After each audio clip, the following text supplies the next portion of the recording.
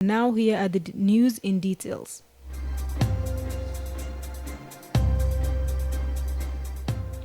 The High Court in Awil, Northern Bahr el Ghazal State, has sentenced Sabir Abu Sam to death by hanging for raping and killing a 5-year-old last month. The court also convicted his associate Umar Muhammad Umar to 5 years in jail for screening and harboring the rape predator. The verdict was pronounced in a public hearing in the state capital this morning. Early this month, Sabir Abu Sam was arrested for raping and murdering 5-year-old Abuk Lual in her parents' home. The Sudanese trader was arrested along with 2 other associates, one of whom has been acquitted. The case has since sparked public protest calling for a swift justice in the state and capital Juba. Juba residents have decried a sharp rise in commodity prices, which traders attribute to weakening pounds. The outcry comes a month after iRadio survey, which showed an increase of basic commodities prices between 200 and 500 pounds. In April, the price of a 20-liter jerrycan of cooking oil increased from 17,000 SSP to 18,000 SSP. Likewise, first-class brand of maize flour that sold at 13,500 SSP increased to 16,000 SSP. At the time, $1 sold at 430 pounds in the barrel market, but as of yesterday, $1 sold at 490 SSP. Consumers who spoke to iRadio over the weekend say they are unable to afford food in the market due to the price hikes.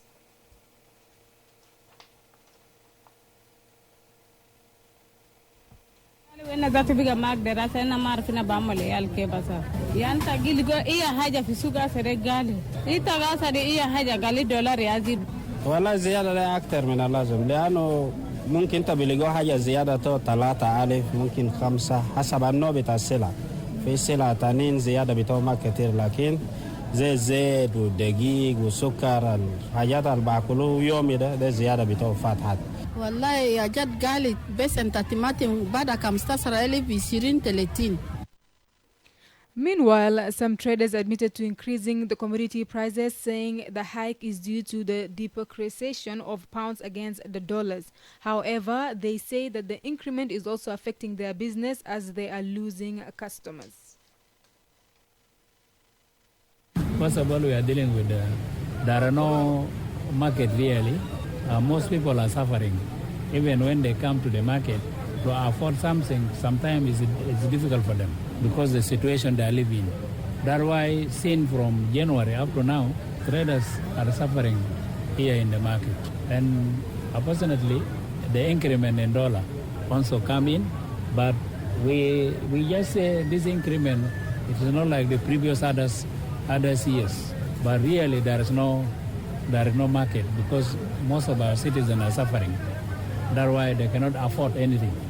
Anna give you sukar abia den give you kan be 600 anna be give you 800. Wala suk de bega haja geru bega gali batal. Basa lasa jerre bega be 8,000. Lakin na give na bega be ajere 46 ye batates. Ya san na godi jerre be de be sabale. Usuk jaru mafe. In January this year, the central banks announced it had increased the auctioning of dollars to $13 million from $5 million weekly. It is not clear whether the increment is being implemented since then. The Council of Ministers have passed a budget of more than 800 billion South Sudanese pounds for the fiscal year 2022-2023. The proposal was presented by the Minister of Finance, Agak Achwil, during the regular Council of Ministers meeting chaired by President Salva Kiir on Friday. The details of the 862 billion budget and its priorities have not been made public. According to the government spokesperson, the budget is yet to be tabled for the deliberation before the National Parliament. Michael Makwei says the budget ceiling will be raised mainly through oil and non-oil revenues. Makwei spoke to reporters over the weekend.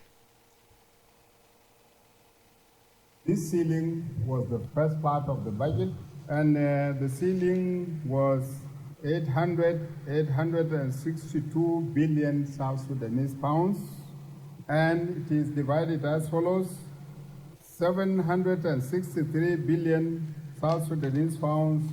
This will be from the oil revenue, and 99 billion South Sudanese pounds will be from the non-oil revenue, and that is from the taxes. This ceiling was presented by the minister, and after thorough deliberation on the presentation and on the financial year budget, the cabinet appreciated the presentation.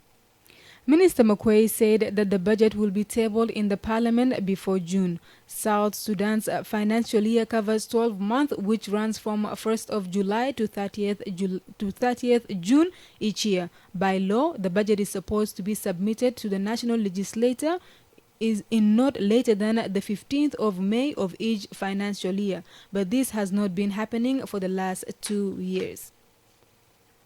One person was reported killed in a cattle raid violence in Warrap, Twitch County by suspected armed youth from Unity State over the weekend. Ring Deng Ading is the state information minister in Warrap. He says that the incident took place at Abiel Boma in Twitch County on Saturday afternoon. Ading alleged the attackers came from the neighboring Unity State. They reportedly raided some heads of cattle but were later recovered after the area youth pursued them. Ading also said, I have received a report from Twitch County of Warrap State that a group of thieves from Unity State attacked people from Abiel Boma of Twitch County and raided head of cattle and killed one person. 4 people were injured, and later on, the owners of the cows recovered their cow back. They have just come in a group, and they are not identified how many people. So 4 people were injured on our side, and 1 person was killed from the people of Twitch. The situation is not okay because these people are just gone now. Minister Ading spoke to iRadio last evening. Several attempts to contact authorities in Unity State for comments, but were not immediately successful. The main road between Warrap State and the Abyei administrative area has reopened after more than a month closure due to insecurities. The spokesperson of Abyei administrative area, Ajak Deng, says several trucks arrived in Abyei town from Twitch and Wau yesterday. The move comes after the SSPDF established a buffer zone between Twitch over Warrap and the Abyei administrative area last week. The spokesperson of Abyei says that the town has been receiving several cars since yesterday. Ajak Deng spoke to iRadio this morning from Abyei. They start to move here since yesterday, but it's still amid movement on here is still very slow. And also from Wau, some vehicles were gathered in New York, but now I heard that yesterday some vehicles arrived to Abyei, and I think also there is a force that is deployed along the road, so the road will be operating. Yeah, as you count the start of the conflict, I think it's a long time since the people stopped the road coming from that area to Abyei. I think it's 1 month something, maybe the whole May, and maybe I think it's more than 1 month. In February this year, communal violence erupted between some clans from Warrap and Abyei, forcing the highway to close down. The conflict was later resolved by an investigation committee formed by the presidency. Last week, the committee led by Vice President for Service Cluster Hussein Abdulbagi Akol handed its report on the conflict to President Salva Kiir. The findings of the investigation committee on the intercommunal clashes in Anit revealed that 2 prominent personalities, among others, have fueled the Twitch-Ngok conflict. In a 94-page report seen by iRadio, the committee found the publications written by Bona Malwal and Abyei intellectuals, including Dr. Francis Mading Deng, fueled the conflict. Dr. Francis Mading Deng is a former South Sudanese ambassador to the United Nations and a native of the Abyei administrative area. while Bona Malwal Madud is a veteran South Sudanese politician from Twitch Mayardit County of Warrap State. The two prominent leaders are yet to comment on the report.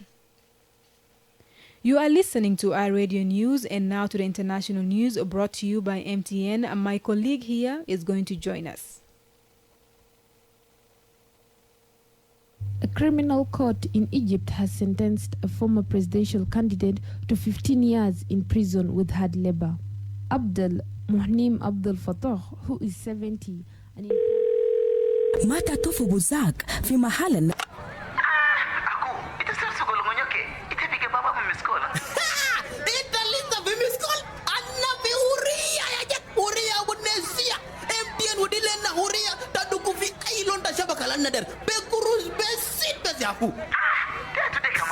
aku huria de bisibunas ma bekara bu gurus birasitani asa gurus asa sama goro bude ana gura fata maltani fi custom maltani fi gumbo maltani fi konyo maltani fi news ana bitala kaniani aku ashanite bistamta be huria de bes dusu nejma wahid 00 nejma tarata nejma arba usilim wenda biliko kamis tache dakika be 100 jinebes ukamati la tim dakika be 100 kamsi jinebes fi yom kabil wallahi ada huria asli wallahi ada huria ya. Criminal court in Egypt has sentenced a former presidential candidate to 15 years in prison with hard labor. Abdel Muhnim Abdel Fattah, who is 70 and in poor health, was convicted along with an interim leader of the proscribed Muslim Brotherhood group, Mahmoud Izzad, of disseminating fake news and joining a terrorist group. Both are blanket charges. Mr. Abdel Fattah was arrested in 2018 upon his return from Britain. Elsewhere, the head of the Methodist Church in Nigeria, Samuel Kanu, was kidnapped on Sunday in Abia State, southeast Nigeria, alongside two other clerics. Police in the state say a manhunt has been mounted to rescue the priest. In Nigeria, the Methodist Church is one of the established evangelical churches. Separatist groups have been active in the southeast region, where they have been agitating for a breakaway state from Nigeria. Finally, Russian Foreign Minister Sergei Lavrov has denied speculations that President Vladimir Putin is ill. In an interview with French TV, Mr. Lavrov said the Russian leader appears in public every day, and no sane person would see any sign of an ailment. There has been increasingly unconfirmed media speculations that Mr. Putin, who turned 70 this year, may be suffering from ill health, possibly cancer. The interview came as Russia continues its advance in Ukraine's Donbas region. Thank you, Alakir. And now to the sports news, and my colleague right here, Moyo Jacob, joins us.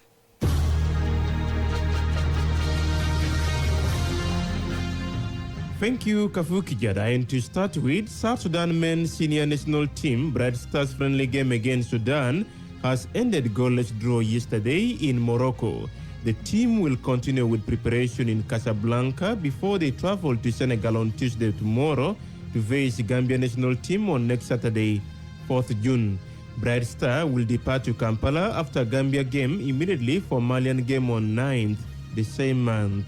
And elsewhere, France sports minister has said fans without tickets caused initial crowd problems at the Champions League finals in Paris, despite strong criticism of the event's policing on Saturday. Amelia Odea Castera blamed a mass gathering of supporters with fake tickets for the chaos at the stadium. She also said local youth trying to force their way in made things worse. But UK's Culture Secretary described the police response as deeply concerning and has urged an inquiry. French police have been criticized for firing pepper spray and tear gas at some Liverpool fans as they waited to get into the stadium on Saturday evening. Police have also been accused of causing a large bill of people up by restricting an access road to the stadium beneath an underpass. The final was delayed by 35 minutes by the trouble outside the Stade de France stadium, with the Liverpool losing the match against Spain's Real Madrid 1-0. Ms. Odea Castera's comments came ahead of a meeting later on Monday with the French Sports Ministry, Europe's football governing body UEFA, the French Football Association, stadium officials and police to draw lessons from the event. And in basketball, the Boston Celtics reached the NBA Finals for the first time in 12 years as they held off a determined Miami Heat for a 196 Game 7 win. Boston failed in their last 5 playoffs runs and almost did so again as Jimmy Butler missed a late 3-point attempt which would have given Miami the lead. But the Celtics go on to face the Golden State Warriors in the finals. Series MVP Jason Tatum starred for the Celtics with 26 points, 10 rebounds, and 6 assists, while Jaylen Brown had 24 points. Tatum said, and I quote, "The road we took to get here, not a lot of people believe in us. We took the toughest route and it worked out," end quote. Boston faced the Warriors, who beat the Dallas Mavericks to earn their place in the finals for Game 1 in San Francisco on Thursday. End of iRadio Sports News, and back to you, Kafuki Jada.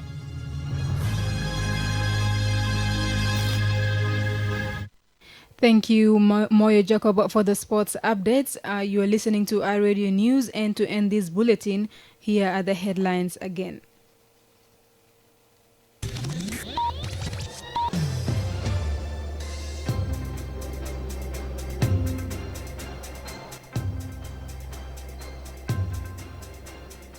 A high court in Awil, northern Bahr el Ghazal, has sentenced Sudanese trader Sabir Abu Sam to death for raping and killing a 5-year-old this month.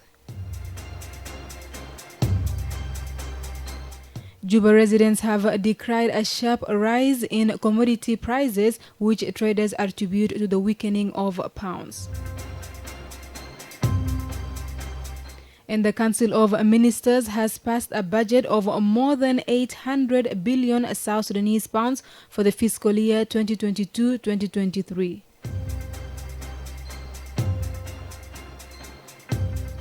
That's the end of iRadio Afternoon News. You can get these stories and updates by subscribing to iRadio News Alerts on your MTN South Sudan number. Call 700 or dial *700# and follow the instructions.